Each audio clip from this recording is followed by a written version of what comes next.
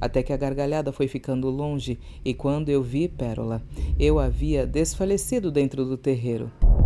Quando cheguei na escola, ele entrou logo em seguida muito furioso, sentou ao lado de uma garota e começou a culpar ela, por ele ter apanhado na cara. Perguntei para a pombagira que me cutucou, cadê a Trapilho? E ela respondeu, ela não quer conversar com você. Trapilho é uma pombagira que não bate em seus médiums. Ela salvou a sua vida e você desprezou e jogou a Trapilho no lixo.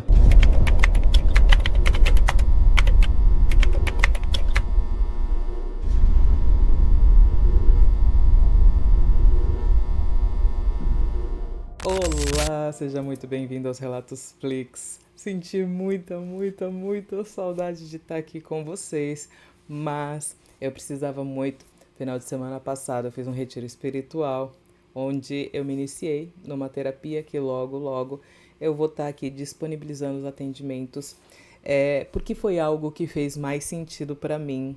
Eu não estava sentindo mais completa com as tiragens, eu não via mais isso como suficiente. Eu queria de fato trazer uma transformação na vida das pessoas, não só alguém que estivesse ali pegando e sabendo pequenas coisas da vida dela. Eu queria uma transformação mais profunda e eu acredito que isso foi conquistado no meu ponto de vista.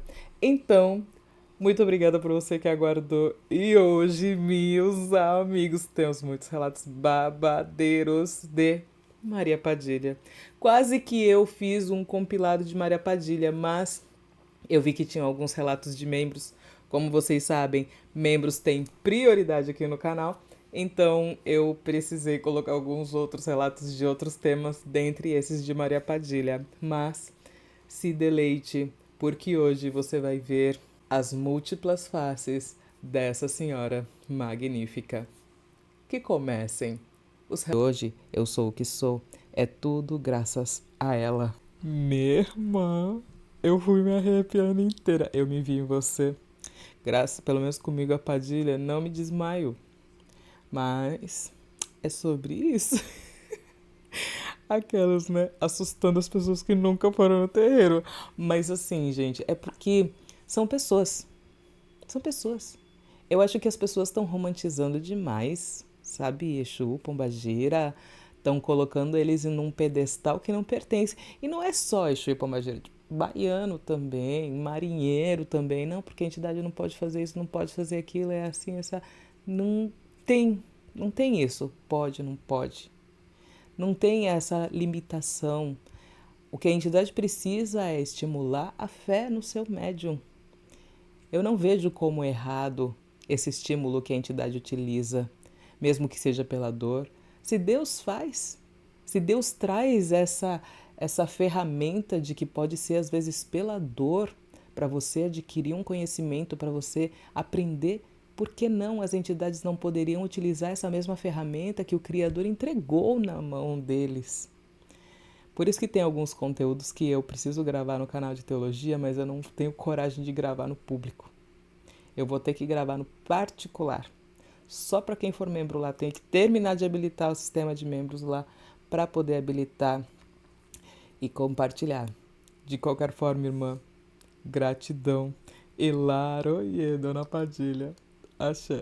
O dia em que a mãe d'água me salvou. Esse é um relato de Membrano, então se membrane também. É só você clicar no botão Seja Membro para você poder entrar no nosso grupo de WhatsApp e também ter acesso ao meu WhatsApp direto, por onde você encaminha os relatos para mim. E eu vi que a galera falou que teve alguns relatos que eu perdi. Perdão, gente, é muita mensagem. Eu fui olhar ontem, tinha 8.000 mensagens. Às vezes a gente acaba perdendo uma mensagem ou outra, né? Agora sim, vamos lá. Esse relato aconteceu em 1991, mas para você entender melhor, eu vou voltar 4 anos no tempo, em 1988. Eu nasci em São Paulo. Meus pais são baianos, nascidos no interior da Bahia. Meus avós, pai dos meus pais, estavam numa idade muito avançada. O pai do meu pai já estava com quase 90 anos nessa época. Então, por não ter nenhum dos filhos por perto, meu pai resolveu ir embora para a Bahia. Meu pai largou um bom emprego para cuidar dos pais e dos sogros. Na época, éramos em 6 irmãos. Minha irmã mais velha, com 16 anos, Eu, 14, meu irmão, 13, minha outra irmã, 12, uma de 5 anos e a outra com 2 anos e pouco, todos menores de idade. Em março de 1988, fomos embora para a Bahia. Saímos numa sexta-feira, chegamos no domingo de manhã na cidade de Jacobina, na Bahia, onde tomamos banho e almoçamos na casa de um primo do meu pai. E depois do almoço seguimos viagem para a casa dos meus avós, pais do meu pai, vó Zefa e vô Simão. Chegamos na casa deles, tudo muito novo. Eles moravam na roça.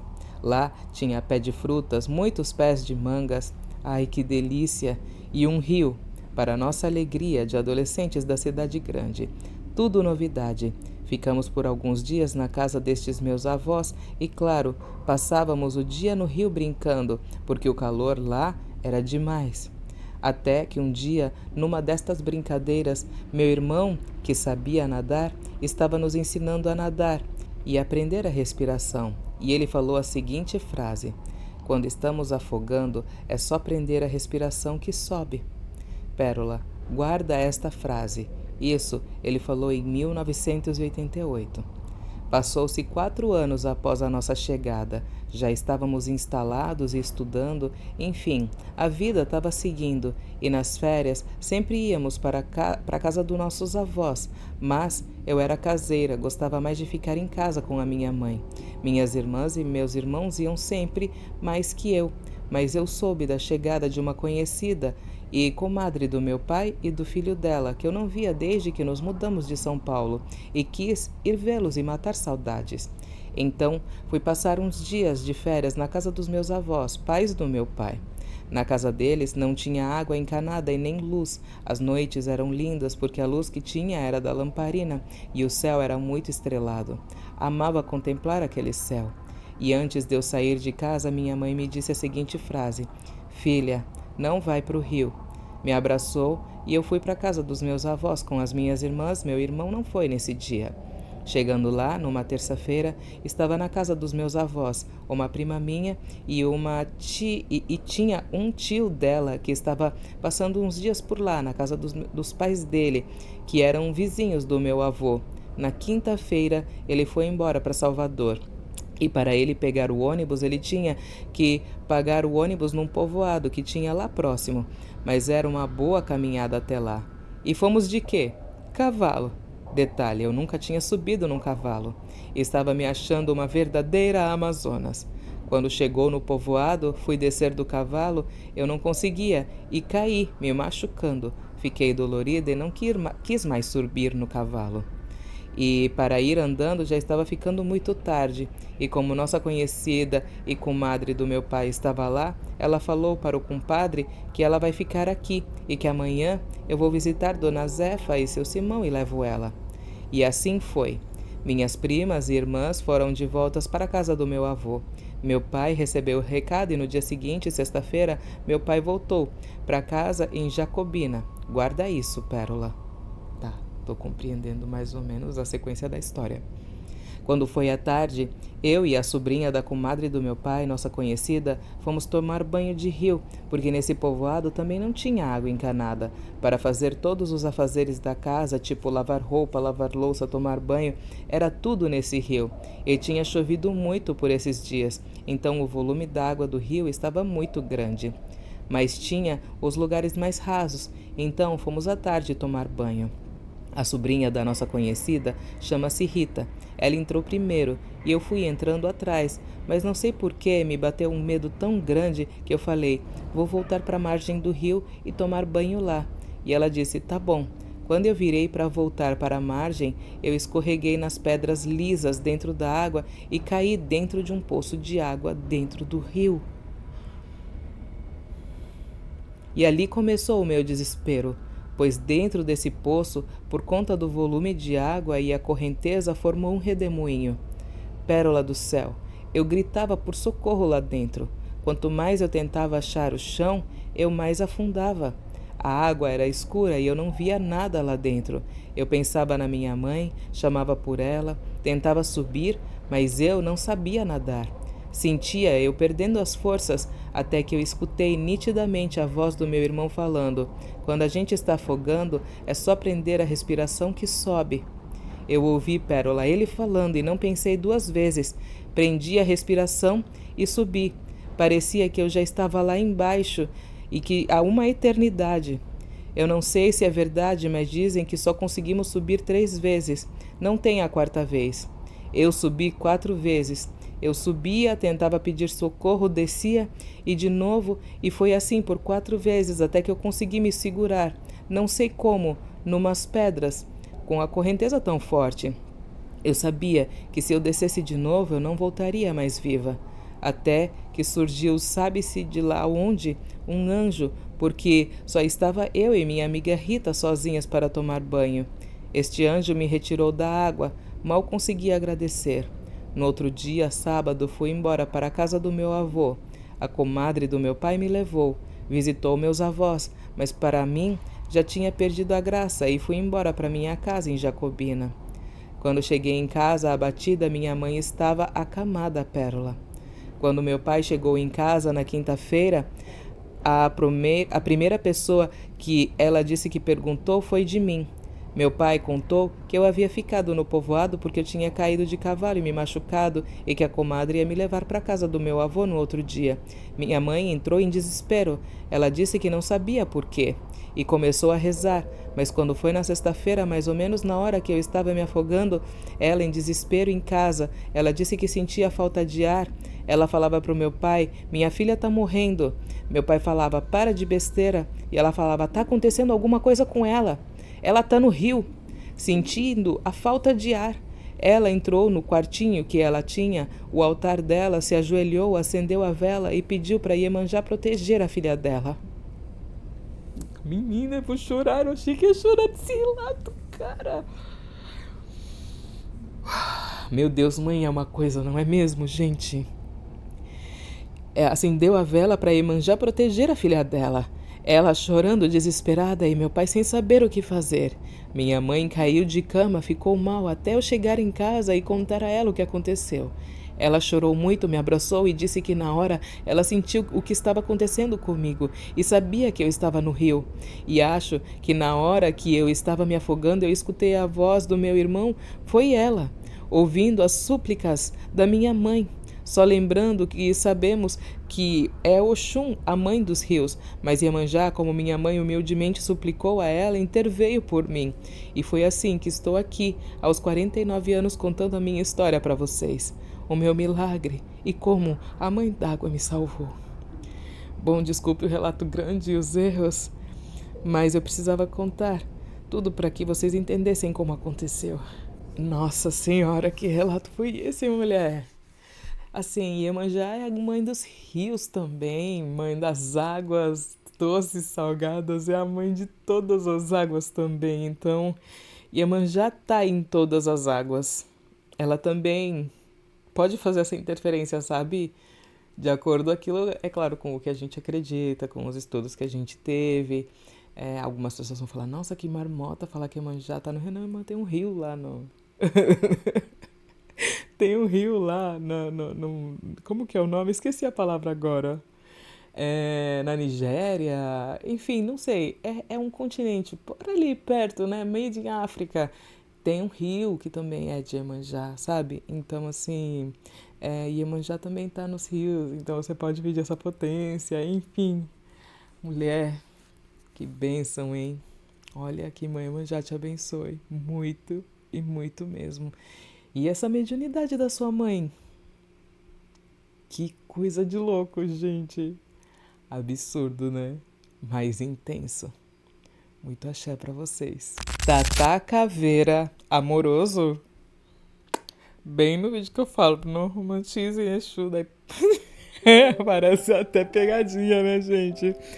Oi, Perolinda, me chamo Mariana, sou de Serra, Espírito Santo. A espiritualidade me escolheu desde pequena, porém sou da Umbanda tem apenas 6 anos e tenho muitas coisas a aprender, eu sei. Te sigo há alguns anos e entro em contato para contar uma história mais leve do Sr. Tata Caveira, meu amigo e Exu de trabalho. Todos costumam ver esse guia como um guia mais sério e sem muitos carinhos, porém, ele me surpreende todos os dias, como é atencioso e amoroso. Há uns meses atrás, minha filha canina, mais idosinha, com 18 anos, começou a sofrer com o tempo, artrite e cataratas. Ficamos preocupados com o seu desencarne, eu e meu esposo. O tempo todo estivemos em vigília e sofrendo por antecipação devido à catarata dela ter se agravado a uma cegueira. Ela sempre foi uma cachorrinha ativa. Infelizmente, ela havia sofrido um acidente no nosso quintal. Caiu da varanda para o quintal e a queda não era tão grande, porém, ela feriu no olho. Corremos com ela no médico e o mesmo havia dito que o tratamento seria muito difícil, pois ela já estava com um sopro no coração. Tínhamos certeza que ela não resistiria às medicações. Estávamos tensos dentro de casa. Em uma noite, estava sentada conversando com o meu esposo na varanda e subitamente ele veio em terra. Me mandou um recado reconfortante dizendo para não me preocupar, que ela não desencarnaria por hora e que ela sempre teve muito amor, que ela não partiria daquela forma, porém tinha que entender que as areias do tempo de encarnada dela estavam no fim, mas que eu iria ver quando ele fosse buscá-la. Pronto, ficamos aliviados. Ela se recuperou muito bem e logo descansamos. Acabei esquecendo do recado. Se passou um mês e ela estava bem, apesar das debilidades da idade. Porém, o dia chegou. Subitamente, ela não quis mais comer e nem sair da casinha. Sabia o que estava acontecendo. Corri com ela para o veterinário. Ele deu uma medicação para ela não sentir dor e orientou que voltássemos para casa para passar a noite, caso ela piorasse, para internarmos ela para uma cirurgia de coração. Saí do veterinário já sabendo o que estava por vir. Muito triste, não queria sair do lado dela na casinha. Meu esposo foi deitar, pois teria que trabalhar no outro dia bem cedo. Deu 1h da manhã e eu estava sentada na poltrona olhando para ela, meio sonolenta, quando a vi saindo da casinha toda tranquila como de costume. Pisquei os olhos, pois não quis acreditar. Atrás da casinha, ele passou com sua capa bem vagaroso. Naquele momento, sabia que ele estava ali. Fiquei com medo, mas levantei para conferir se ela havia levantado mesmo, mas ainda estava deitada e respirando bem devagarzinho. Naquele momento, ele me falou para descansar, que ele estava lá, e eu fui deitar. Ao amanhecer, ela havia feito a passagem. Ficamos tristes, claro, perdemos a nossa filhinha mais velha. Meu esposo a enfeitou com a sua guia de proteção e a levou a pedido do guia dele para enterrá-la em uma colina ao lado de uma árvore frondosa. Assim fizemos. Entregamos ela aos cuidados dos nossos protetores. Hoje, sinto que ela nos protege no plano astral. E o meu esposo todas as manhãs passa por essa colina e jura que a vê correndo e latindo para ele de lá. Esse relato é simples, porém é muito importante para nós, pois o Senhor Tatá nos mostrou que, independente de ser Exu, Exu é cuidadoso e amoroso. Beijos, minha linda. Seu trabalho é lindo e do pai Denis também. Muito axé na caminhada e obrigada por ler meu relato. Beijos de uma filha de Iemanjá para outra. Ai, amiga, para, tá querendo me fazer chorar hoje. Ai, gente, que falar desse relato? Sem palavras para esse relato. Maravilhoso. Poxa, seu Tatá. Ai, gente, por isso que eu amo tanto os relatos, sabe? Ao mesmo tempo que tem essas passagens dificultosas, ou até mesmo essas passagens que aparentam ser vingança, sabe? Coisas ruins acontecendo, ao mesmo tempo preenche o nosso coração, sabe? De fé, de luz, realização, enfim, gratidão. Vidas passadas com os meus grandes amores. Meu nome é Marina e o meu relato é grande. Já te mandei relatos sobre quando meus guias salvaram a minha vida, mas pelo e-mail de uma amiga, agora quero contar o que descobri sobre a ancestralidade. Eu não sou uma pessoa que tem um bom relacionamento com pai ou mãe. Tenho que manter distância dos dois para me preservar e preservar meus limites. Um tempo atrás, Eu estava pensando muito sobre isso e me bateu uma tristeza muito grande e eu realmente perguntei à espiritualidade do porquê tudo isso. Tudo isso me fez repensar meu valor como pessoa. Depois de chorar um pouco, dormir no outro dia, tinha gira. No caso, depois de chorar um pouco, dormir, no outro dia tinha gira e recebi minha guardiã, Dona Rosa Caveira, que trabalhou mais séria do que de costume e fez seu trabalho muito rápido e subiu. Logo depois eu comecei a me sentir muito mal, um calor enorme. Minha mãe de santo tocou o sininho na minha cabeça e logo foi trocando as pernas como se fosse seu Zé. Eu não tinha muito controle, logo peguei na saia e a malandra veio linda, dançou, deu o nome de Dona Sete Navalhadas. Acabou e chorei muito. Era uma saudade, uma dor grande. Acalmei e fui para casa com uma sensação ainda melhor, mas aquela tristeza ainda me acompanhava. Cheguei e nem quis comer. A casa inteira, como de costume depois da gira, sabe? Tomei um banho e dormi. Sonhei. Me vi em uma casa estilo colonial, mas era já começo do século XX. Eu olhava minha casa pobre, mas bem arrumadinha. Eu andava em casa e não via meu rosto. Só dava para perceber que eu era uma menina de uns 11 anos, mais ou menos. Logo entrava na minha casa uma moça que era minha irmã mulata e linda, de 17 anos. Minha mãe com cara de cansada do trabalho de lavanderia. Mas estavam felizes, porque minha irmã tinha arrumado um emprego e ia poder continuar os estudos. Foi uma noite muito feliz. Parecia que eu podia sentir o cheiro da comida da minha mãe, o cheiro da comida que ela estava fazendo. Meu pai chegou do trabalho e se juntou, nossa alegria. Ela, uma família humilde, mas muito feliz. Eu e minha irmã éramos inseparáveis e parecíamos que sentíamos e entendíamos uma a outra sem precisar falar uma palavra. Comecei a ver que ela estava diferente, não me dava mais tanta atenção. Estava se arrumando de forma mais moderna, dizia que já no centro da cidade era assim que as moças se arrumavam, até que peguei ela saindo escondida à noite. Eu, no outro dia, questionei. Ela brigou comigo e disse que só estava se divertindo. O tempo passou e ela foi ficando cada vez mais estranha. Se meteu com pessoas com índoles duvidosas e com outras que estavam tão perdidas quanto ela.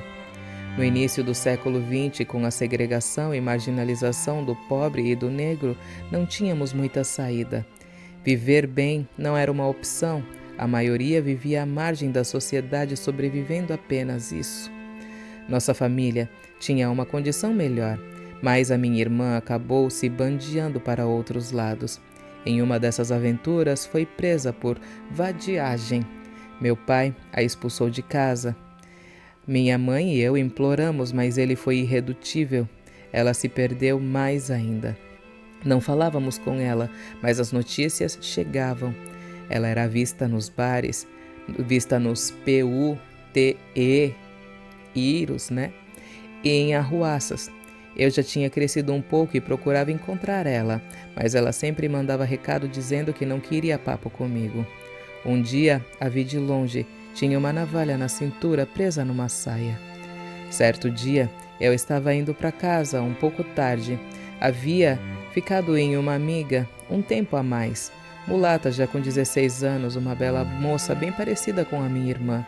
Chamei a atenção de alguns malandros que tentavam de todo jeito me levar para outro lugar. Eu negava, mas eles não aceitavam. Até que a minha irmã chegou e parecia que eles a temiam. Me levou para casa e eu tentei implorar para ela sair dessa vida, mas ela disse para não se meter na vida dela. Na esquina de casa, ela me mandou entrar e uns bandidos rivais dela a encontraram e estavam armados. Eles apontaram e atiraram. Sem pensar, eu entrei no meio. Não podia deixar ferir. Ela é a minha irmã, o amor da minha vida, que me coloca para dormir e me protegia de todos os trovões. Eu sentia aquela dor no peito de novo, Pérola. As 2 balas pegaram em mim. Antes de fechar os olhos, ainda tive força de olhar para ela, que estava me segurando e chorando.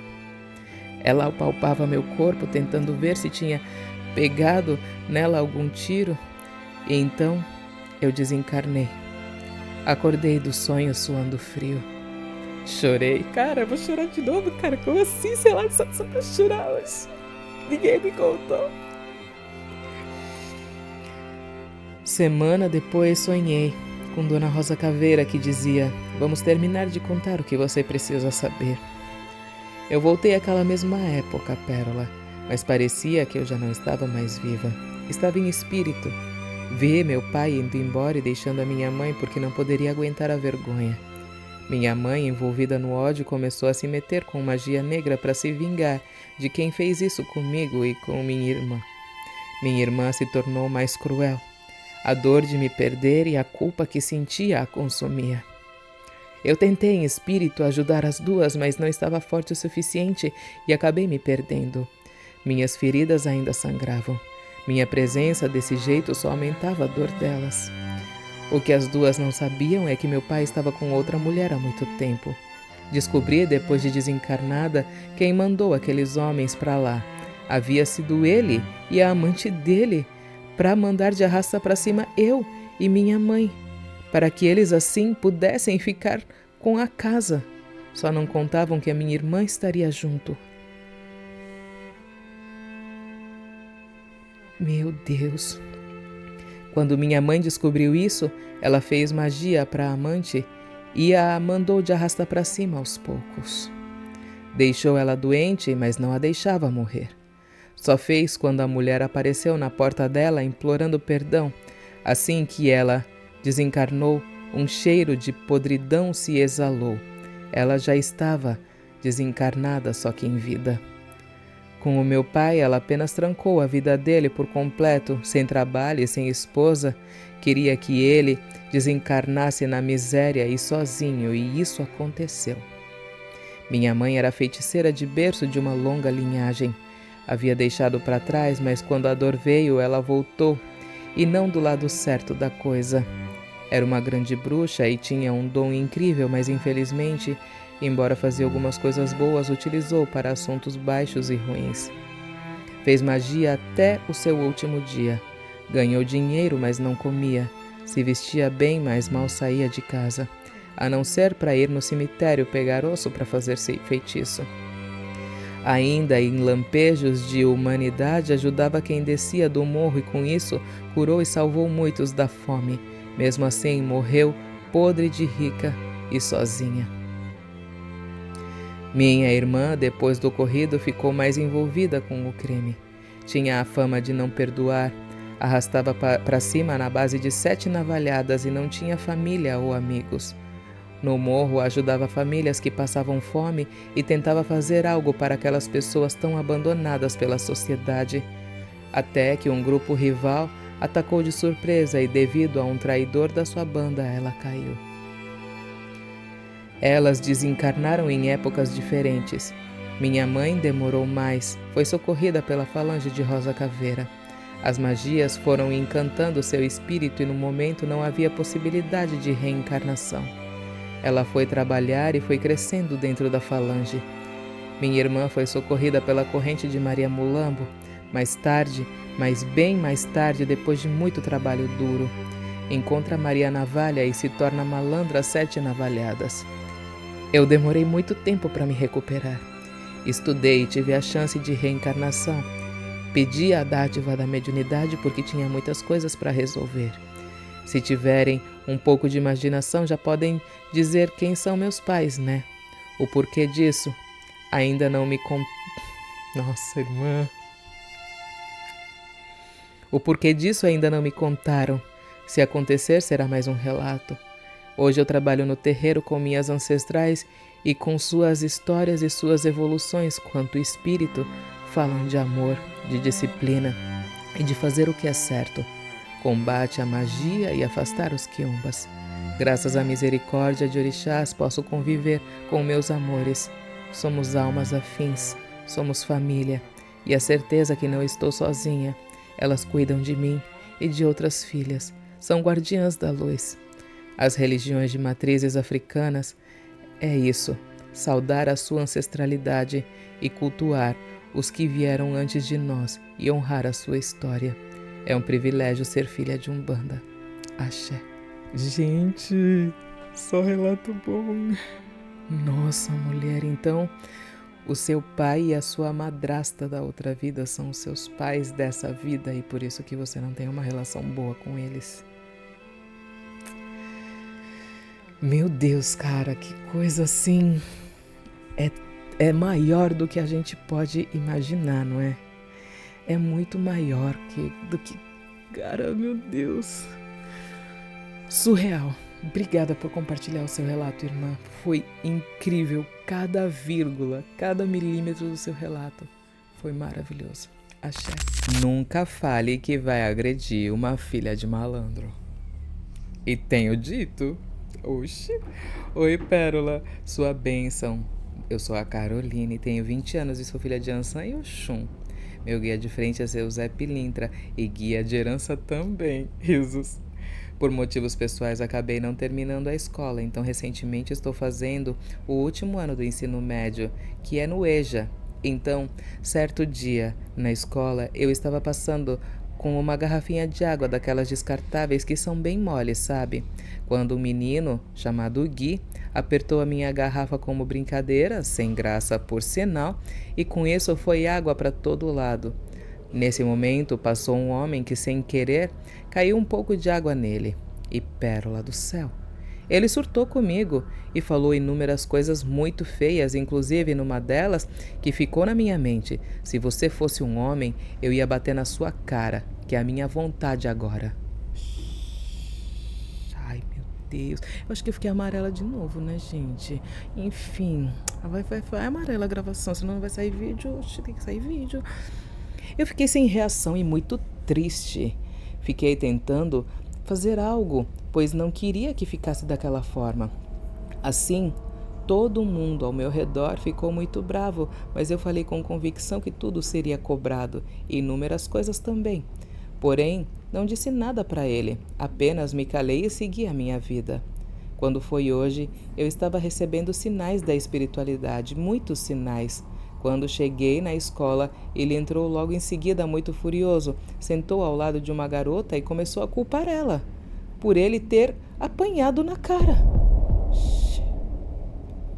Eu não consegui me conter e tive que virar para olhar para ele. A cara dele estava vermelha, ele tinha levado uma surra, Pérola, e o pior, que era no lugar onde ele disse que queria me bater. Eu não acredito em coincidências nesse momento. Não acredito, navalha tá bem característico, né, gente? Deixa aí nos comentários. Não é característico da navalha?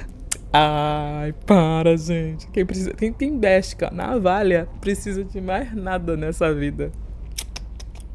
E o pior, era no mesmo lugar onde ele disse que queria me bater. Ele estava culpando essa moça que era meio que a ficante dele, porque ele não conhecia quem tinha batido nele, foi o que eu entendi.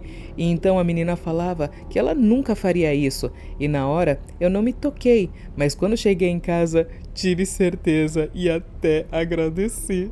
Saravá, seu Zé. A dor do desprezo de uma pombagira. Já experimentei. Você, amiga. Já experimentou também? Deixa aqui nos comentários. Vamos compartilhar. Ninguém solta a mão de ninguém, né? Sobre isso. Nasci numa família pentecostal. Meus pais eram fanáticos. Tudo era coisa do demônio. Meu sonho era ser alquimista, magista, hermético, mas não podia estudar sobre o assunto. Me revoltei e fui para o mundo das dorgas, baladas, etc. Passei 28 anos nessa vida e mesmo namorando, não praticava religião nenhuma. 2 anos atrás, meus pais faleceram. Um certo dia, fumando como de costume, vendo filmes, vi teu canal Pérola de Iemanjá, Relatos Flix, e decidi ver o vídeo e gostei dos relatos e comecei a te seguir. Gratidão. Vontade de novo de seguir meu sonho de ser um magista, procurei um terreiro de Umbanda da minha tia. Tia essa que eu era proibido de visitá-la pelo fato dela ser umbandista. Passei a frequentar fazendo tudo certinho, mas pelo fato da ignorância associava as entidades conforme os nomes. Por exemplo, Pombagira do ouro traz muito ouro para o seu médium. Pombagira mulambo leva o médium para o lixo, pensava eu. Numa gira, minha pombagira se apresentou. Maria Trapilho. No meu pensamento achei ruim. Pensava, por que não pombagira do ouro ou pombagira rainha? Não falei nada e fui fazendo os agrados assim mesmo. Nesse período, entrei para fazer um curso em outra cidade. Eu paguei o curso, mas não tinha dinheiro para passagem. Então eu ia de bicicleta. Peguei emprestada a bicicleta com um tio meu. Um certo dia a pombagira pediu a sua guia de proteção. Eu fiz com amor e carinho. Terminei a guia de Maria Trapilho. Ela desceu na Mãe de Santo e firmou a guia. No outro dia eu fui para o curso. Ao sair do curso, passei numa padaria, deixei a bicicleta com um cadeado e mesmo assim roubaram.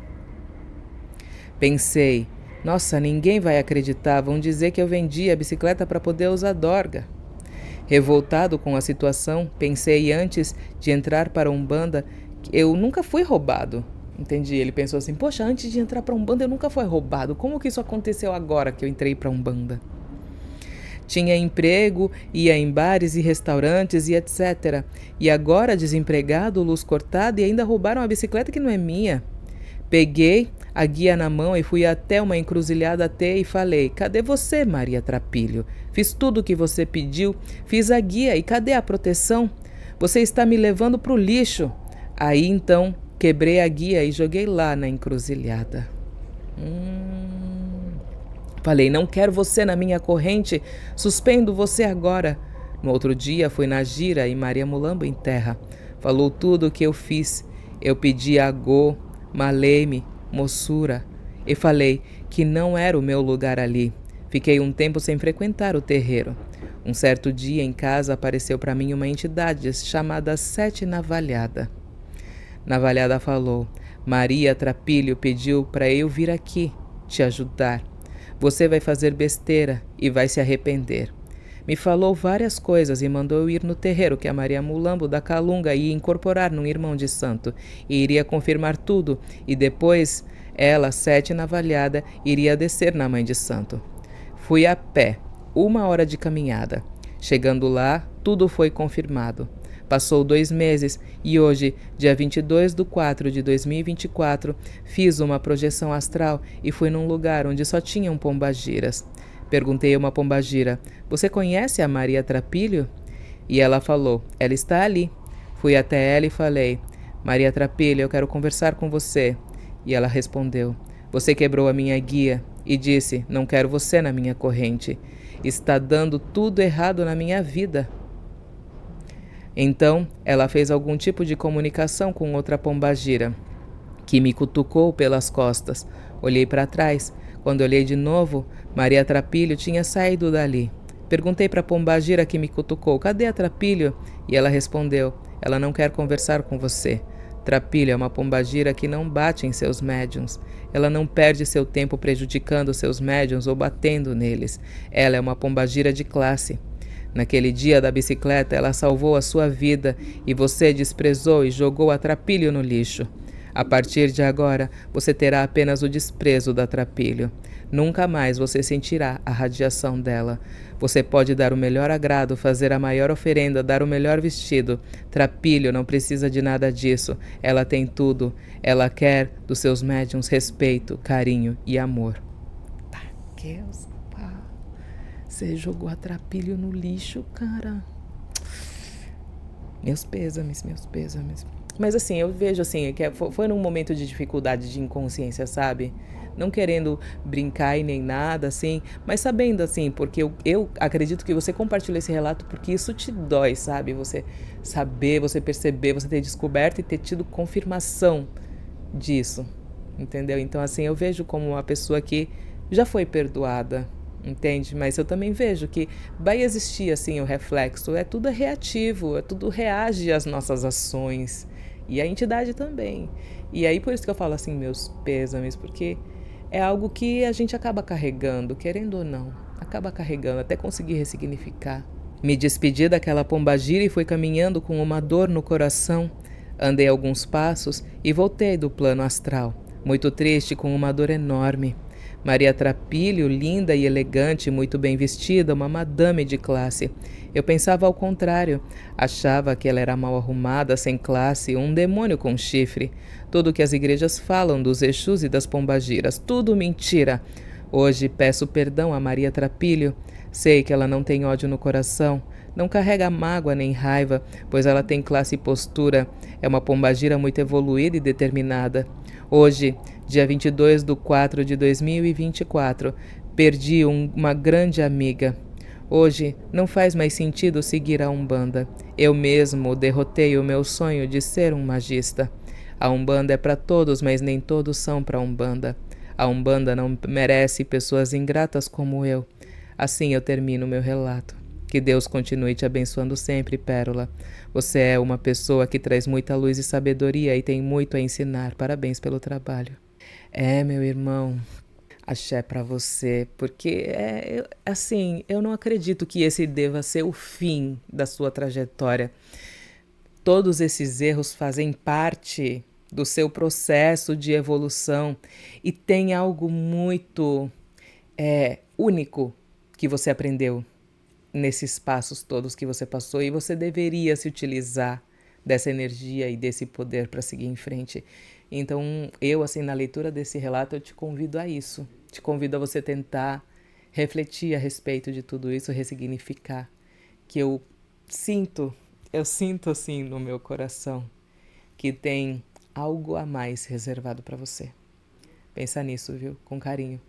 Axé. Se você está assistindo até agora o vídeo, considera se inscrever nesse canal, me seguir nas redes sociais. Tudo bem que lá no Facebook é um conteúdo completamente diferente, né? Lá no TikTok, lá no Quai, em todas as redes os conteúdos são diferentes. Mas se você quiser me seguir, também tem o Instagram, é tudo Pérola e Iemanjá. Não mudo o arroba em lugar nenhum. E lembrando, estou com uma guia nova, não só de pombagira. Olha que linda, gente. É que não dá pra ver direito por aqui, cara. Mas é uma mescla tão linda. Vai lá no meu site, belezadepadilha.com.br, para você ver. E lembrando, estamos nos últimos dias de promoção. Os nossos brincos de rosa vermelha estão com 20% de desconto. Aproveita para você ter o seu. Agora sim, vamos pro último relato. Maria Padilha sendo Maria Padilha. E eu coloquei o título assim: Recado bem dado de Dona Padilha. Estourou a pipoca, meu bem? Bora. Motumbá Axé. Mama, já abençoe, meu amor. Me chamo Lúcia e venho aqui contar uma das minhas várias histórias. Sou filha de Mãe Ançã e Dona Maria Padilha da Calunga, mas deixando claro que hoje meu entendimento sobre várias coisas e as maneiras de resolver podem ser mais brandas, mas a situação aconteceu e vamos a ela. Eu sempre fui de sangue quente, sangue no zóio, como dizem, e naquela época, mais de 15 anos para mais, eu era mais ainda. Nenhum homem nunca me pediu em namoro. Esse papel era sempre meu. Chaveco para mim é perda de tempo. Eu sempre apontava e dizia, eu quero aquele ali.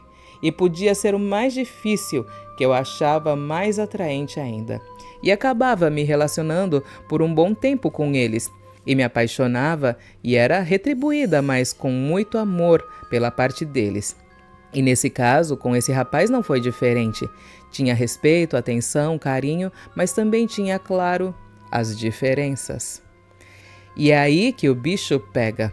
Eu sempre fui muito alegre, festeira, adorava dançar, sempre tratava todos os amigos e família com muita atenção, e depois que fui morar com esse rapaz percebi que ele era extremamente ciumento, obcecado por mim, e isso começou a me preocupar. Mas, mesmo assim, não desisti dele, porque ele era um homem bom para mim. Mas aquela pulguinha atrás da orelha, sabe, me visitando de vez em quando. Ele gostava muito de ficar em casa e isso para mim era um terror. Me sentia aprisionada. Eu tentava sempre conversar e reverter o quadro, às vezes dava certo. Ele me levava para festas, mas sempre de mau humor, de bico. Mal falava com as pessoas e eu queria morrer com aquilo. Esses episódios começaram a me deixar em alerta. Bem, essa época que narro aqui quase ninguém tinha computador, mas meu marido comprou e trouxe aquilo para casa. E aí começou a minha frustração, porque era eu na sala e ele no quarto com essa máquina ligada horas e horas durante meses. E eu, analisando aquilo tudo, percebi que me entristecia vendo que aquela novidade havia mudado o nosso relacionamento. Um homem que já era de pouca conversa passou a não falar mais nada. Chegava do trabalho, mal falava comigo, jantava e ia direto para o computador. E isso foi durando um tempo, e eu, em escanteio, percebi que aquelas atitudes me deixavam triste e muito chateada ao mesmo tempo. Dei espaço para que aquilo chegasse por si só no seu limite e nada. Cada vez eu ficava mais aborrecida e me sentindo mais sozinha. Bem, resolvi conversar sobre aquela situação que eu estava passando e sentindo, afinal, mesmo estando já no meu limite, sempre preferi conversar primeiro. Expliquei que eu entendi que era novidade e legal também, mas que já fazia um bom tempo que ele não me dava atenção, que era tudo muito rápido e que o computador o tirava de mim, que aquele exagero não estava acrescentando nada no nosso relacionamento e as desculpas eram sempre as mesmas, que era bobagem da minha cabeça, que ele só estava conhecendo a máquina e etc, etc, etc. Eu falava assim, eu vou sair. Eu saía e ficava com outros caras. E quando ele dissesse, você está me traindo? Não, isso é coisa da sua cabeça, eu só estou conhecendo outras pessoas e etc, etc, etc. Ai, gente, né? Dá vontade, não dá? E não mudava, e o tempo foi passando e eu de vez em quando falava algumas coisinhas no intuito de fazê-lo ver que eu realmente queria a atenção dele, mas nada mudava. Daí foi juntando dúvidas sobre esse relacionamento, comecei a ver o excesso de ciúmes, o modo como a minha vida havia mudado e juntamente com isso que eu estava passando comecei a me questionar. Então, conversei de novo, mas já dando um alerta de que eu iria retribuir a mesma atenção que ele vinha me dando. Ou seja, se você não dosar seu excesso, eu irei fazer o mesmo. Ressaltei que ele não gostava de fazer alguns programas que eu queria e percebia que ele só estava fazendo o que ele queria. E assim avisei com o detalhe de que eu ficaria no computador o tempo que eu quisesse, já que tudo aquilo que eu prezava em um casamento estava sendo deixado de lado. Que eu era a boba da história e que não foi para isso que eu havia decidido estar ao lado dele. E o dia chegou. Ele chegou do trabalho, trocou, conversou um pouquinho comigo e foi para o bendito computador, ficando lá até as 11 horas da noite. Desligou e foi dormir. Enquanto isso, eu estava na sala completamente tomada por uma energia de guerra, mas em silêncio e me observando e sentindo que eu não estava normal, mas consciente e fria, e decidi então ligar o computador e assim fiz. Eu nem sabia o que eu queria ver, porque o meu foco era atrapalhar ele dormir, ou seja, tirar a paz que ele tanto tinha quando estava naquela máquina. Esses eram os pensamentos tomados na minha cabeça. Acredito que não chegou nem a 1 hora com o computador ligado e ouço a voz dele me mandando desligar porque ele queria dormir. E eu vagarosamente virei a cadeira de frente para ele, dei uma puxadinha no edredom e disse, tenho uma receita para o seu sono, feche os olhos e durma. Mas eu sentia uma fineza nos meus gestos, sabe? Até para virar a cadeira para falar com ele e voltar para o computador. Não satisfeito, ele levantou, arrancou todos os fios e jogou em cima do guarda-roupa. Fiquei no escuro, parado e analisando o ocorrido. Não me abalei. Levantei. Fui até o quarto de despejo, peguei uma escada, vim arrastando ela por toda a casa fazendo muito barulho. Isso sou eu que estou acrescentando, porque era o que faria. Até chegar no quarto, acendi a luz, peguei os fios, levei a escada arrastando de volta para o lugar, pensa num barulho, e conectei tudo e liguei novamente. Se passou nem 5 minutos, ele fez tudo de novo. Arrancou os fios, foi lá fora e jogou em cima da casa. Voltou, se deitou e se cobriu.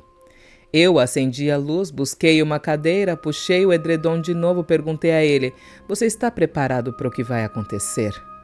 Fui na sapateira, peguei uma sandália vermelha de salto alto, sentei na cadeira, calcei, consegui me analisar durante tudo isso, mas motivada a ir até o final, que eu nem sabia qual iria ser. Eu tô pensando, o que você vai fazer com o salto, mulher? Você vai manter o seu réu primário? Porque era bom você manter, né? Não vale a pena por um 10 reais. Não vale. Tem uns até que às vezes vale, mas esse não é o caso.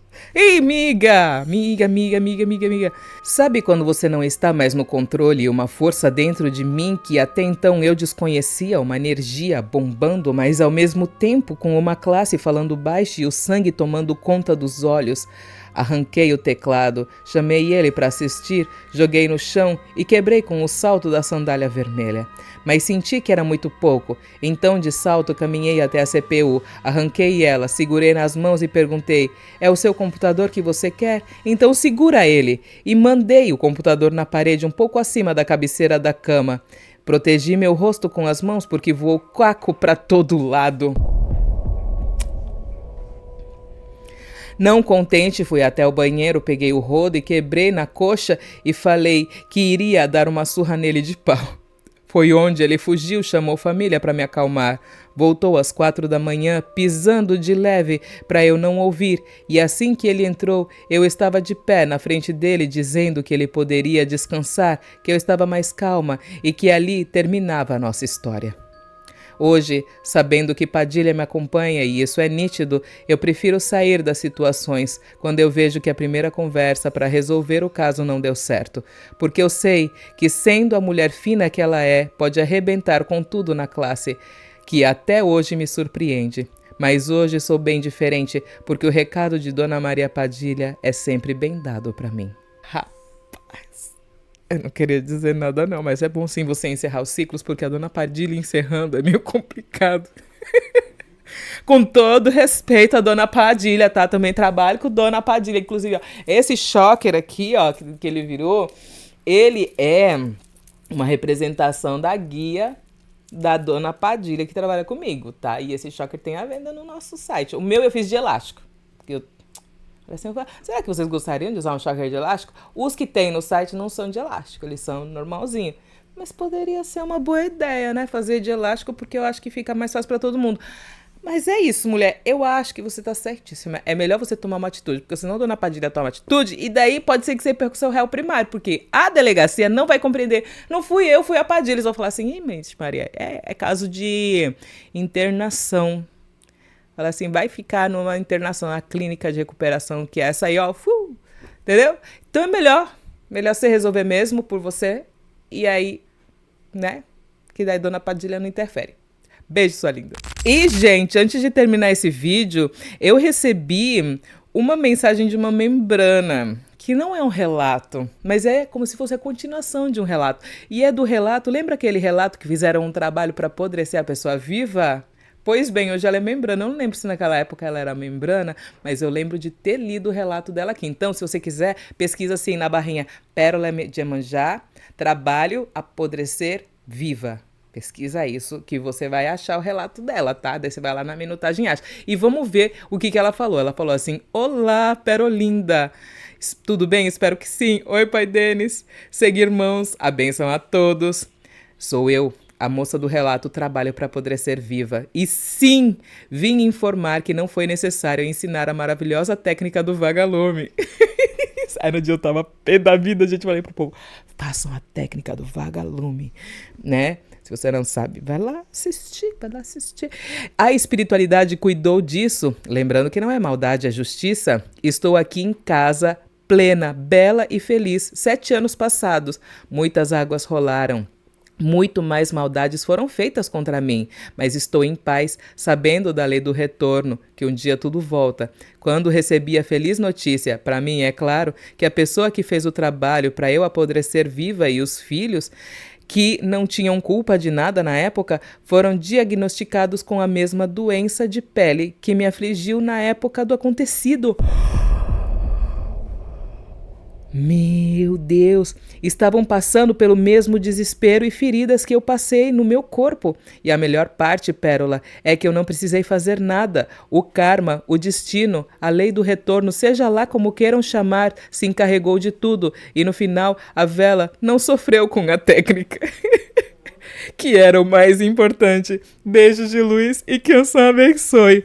É verdade, gente. Eu não tinha pensado por esse lado, amiga. Coitada da vela, né? Na técnica do vagalume. Eita, pega, tadinha da vela. Não merecia, não. É verdade, me fez refletir, irmã. Obrigada por trazer essas informações importantíssimas que vão agregar no nosso canal. Cara, que legal. Legal assim, não pra eles. Beijos.